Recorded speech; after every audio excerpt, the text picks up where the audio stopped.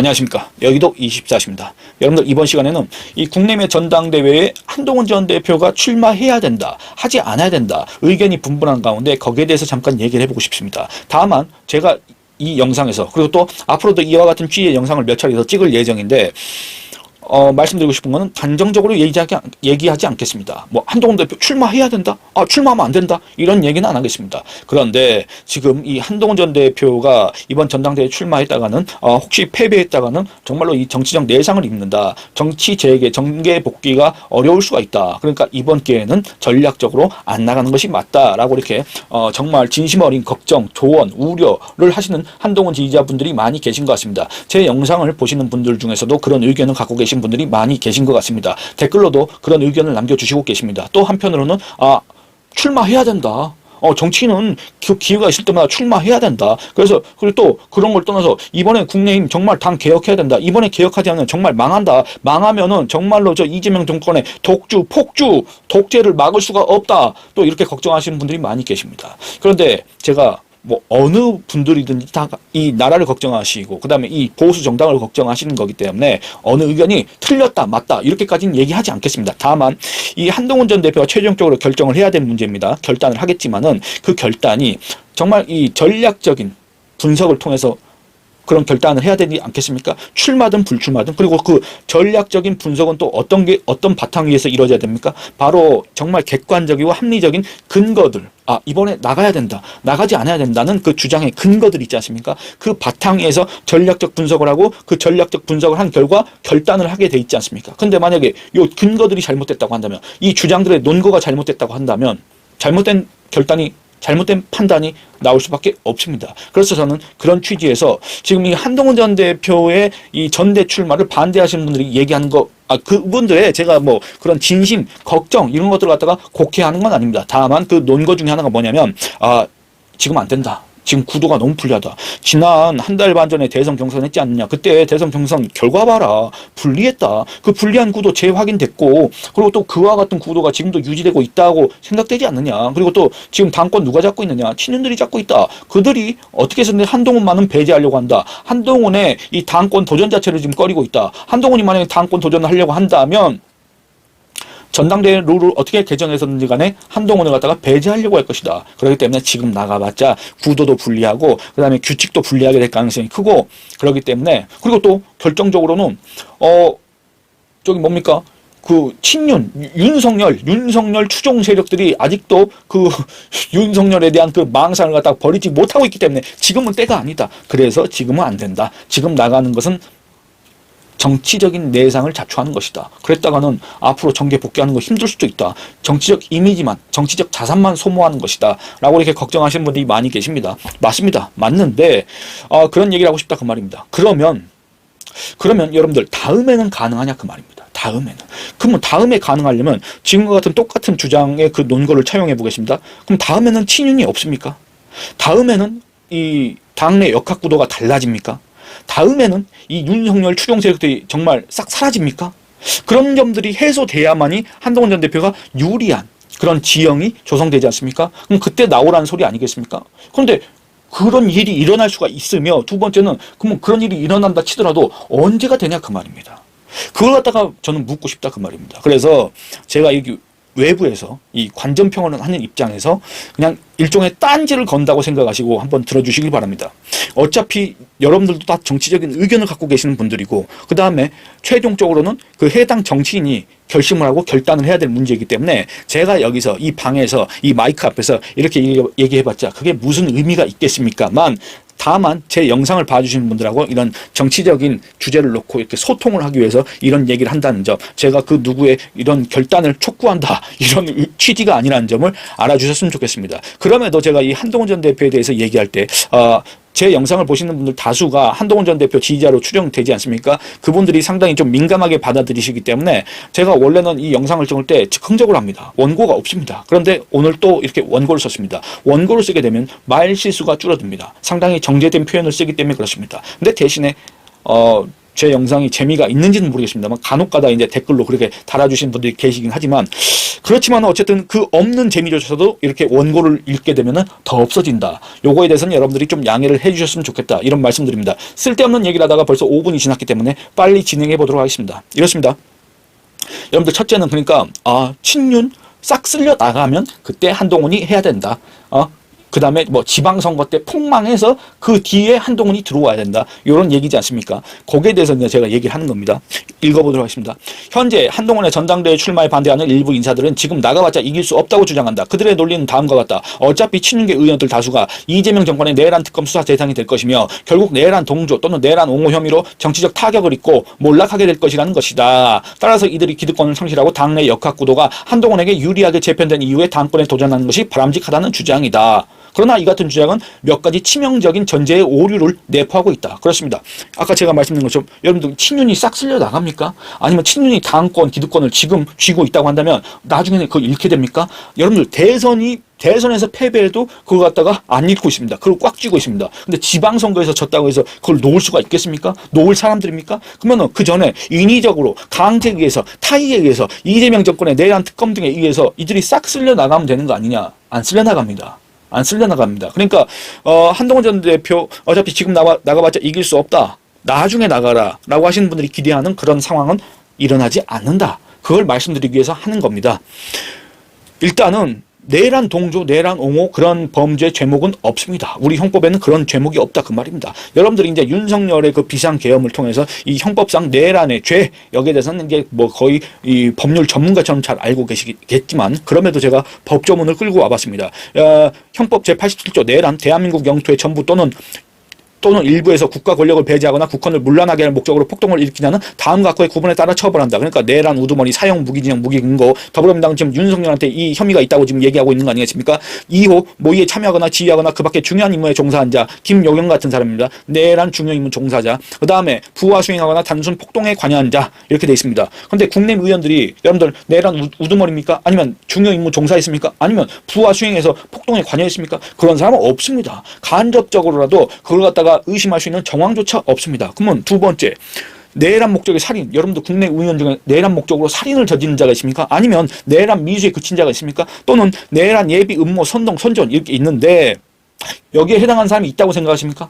내란 동조를 했기 때문에, 내란 옹호했기 때문에, 윤석열의 비상계엄이 정당하다고 했기 때문에 그거는 내란 선동, 선전이다라고 생각하시는 분들이 계실 겁니다. 여러분들 근데 그렇지 않습니다. 일단은 다시 한번 말씀드리면 내란 동조, 내란 옹호라는 죄목은 없습니다. 두 번째는 내란 선동, 선전이 있지 않습니까? 아마 이거 익숙하실 겁니다. 왜냐? 이석기 사건 때 언급이 된 바 있기 때문에 그렇습니다. 그러면 이석기 사건 때 그 판결문을 제가 갖고 와보겠습니다. 그 전에 설명드리고 싶은 거는 그렇습니다. 요약을 하면 내란죄 또는 내란 목적의 살인, 선동 등은 엄격한 요건을 필요하는 중대 범죄로 규정돼 있으나 단순한 정치적 지지나 그러니까 윤석열의 비상계엄이 그거 정당하다, 그거 아주 잘한 일이다 라고 했다고 해서 또는 그 반대 표현을 했다고 해서 그걸 갖다 형사적 처벌의 대상으로 삼을 수 있는 법률 근거가 없습니다. 계엄령을 지지했다고 해서 대통령 탄핵에 반대했다고 해서 거기에 대한 정치적 의사 표현이지 않습니까? 표현의 자유에 속하는 발언이지 않습니까? 그 발언을 이유로 형사적 책임을 묻는다는 것은 여러분들 자유민주주의 국가에서는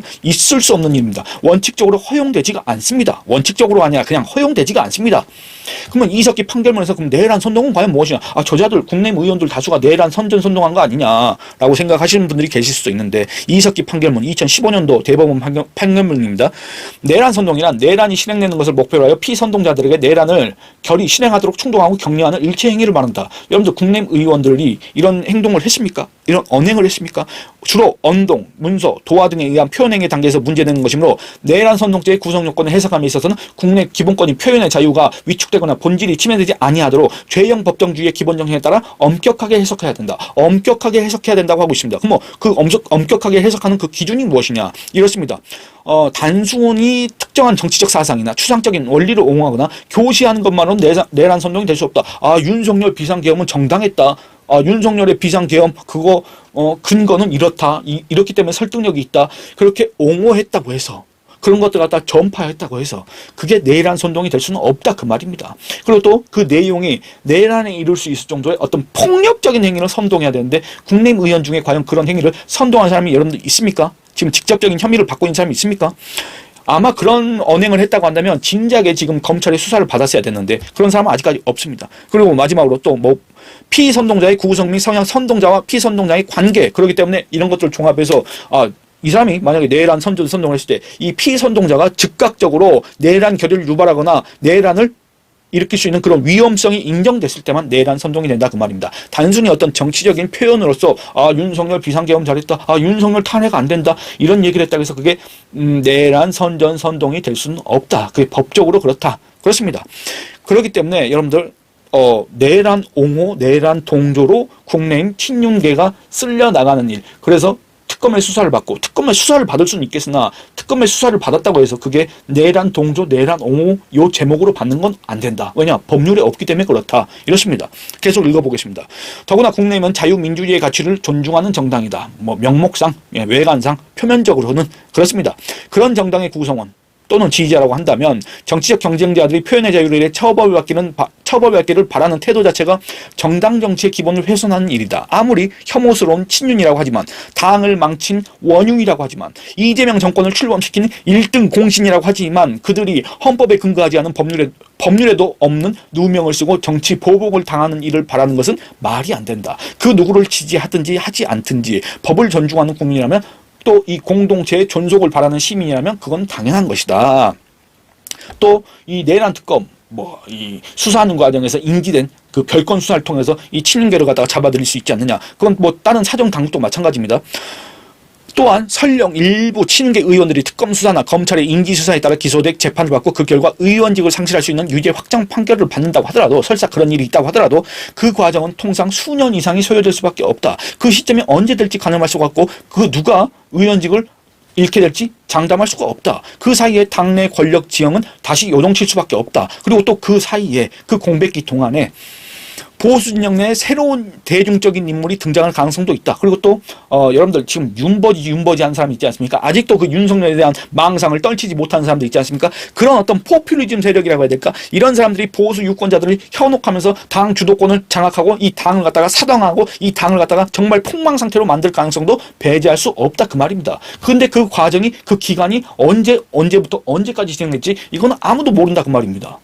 그렇기 때문에 여러분들 다음에 나오면 된다? 다음이 언제냐? 다음은 기약이 없다. 그 다음이 언제일지도 모를 뿐만 아니라 요 과정에서 이 친윤계가 싹 쓸려 나간 뒤에, 이 당이 폭망한 뒤에 한동훈이 나와야 된다라고 하시는 분들이 기대하는 그 상황이 있지 않습니까? 이게 얼마나 어떤 시간에 걸쳐서 진행될지 알 수가 없다 그 말입니다.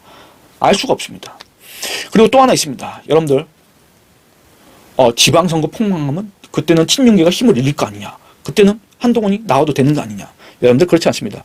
이번 대선 보셨지 않습니까? 대선 패배 이후의 상황 보셨지 않습니까? 기득권은 스스로 무너지지 않습니다. 친윤은 자기들이 갖고 있는 거를 놓지 않습니다. 지금 우리가 목격하고 있지 않습니까?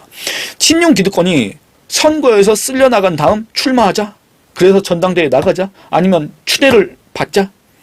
그런 얘기는 여러분들 친윤들이 선거에서 패배하면 자연스럽게 힘을 잃고 이선으로 후퇴하고 해체될 것이라는 그 가정을 전제로 한 거 아니겠습니까? 그런데 실제 어떻습니까? 여러분들이 목격하시는 국내의 친윤계 지금 행동하는 게 어떻냐 그 말입니다. 선거 패배 후에도 그들은 남아 있습니다. 선거 패배 후에도 그들은 당권을 갖고 있습니다. 선거 패배 후에도 그들은 기득권을 유지하고 있습니다. 선거 패배 후에도 그들의 조직은 남아 있습니다. 조직력도 갖고 있습니다.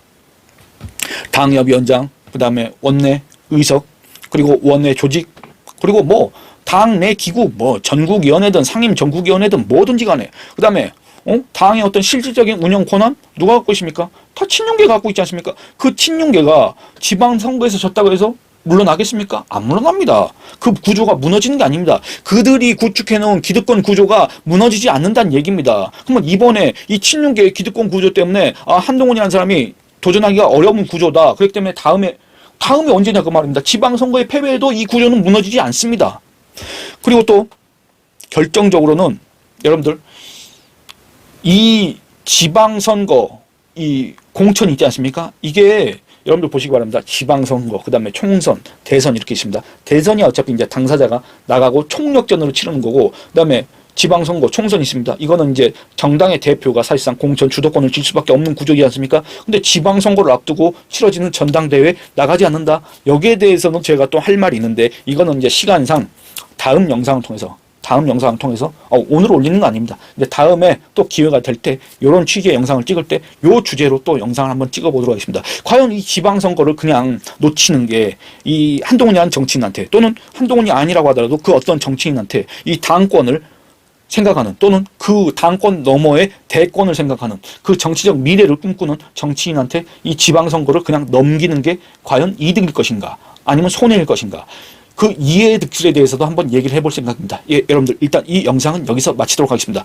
여러분들 좋아요 많이 눌러주시고 좋아요보다는 여러분들의 의견을 많이 남겨주시기 바랍니다. 여러분들의 의견이 분분한 거 알고 있습니다. 그리고 또 제가 이렇게 얘기한 거에 대해서 그 틀렸다라고 생각하시는 분이 많이 계신 것도 알고 있습니다. 그러면 왜 틀렸는지도 한번 여러분들의 의견을 이렇게 적어주시길 부탁드리겠습니다. 그리고 또 영상 시청과 채널 구독도 권유해 주시길 부탁드리겠습니다. 감사합니다.